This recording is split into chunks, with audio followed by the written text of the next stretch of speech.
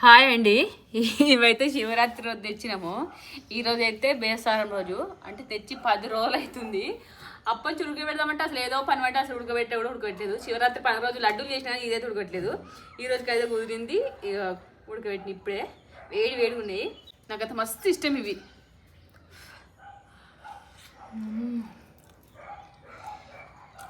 కానీ ఇవి ఈరోజు ఉడకబెట్టుకుని రేపు తింటే ఇంకా టేస్ట్ బాగుంటాయి.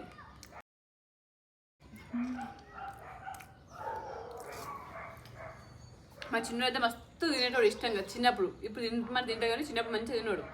సత్తుగా తిన్నా మరి ఎప్పుడైనా టేస్ట్ ఇప్పుడు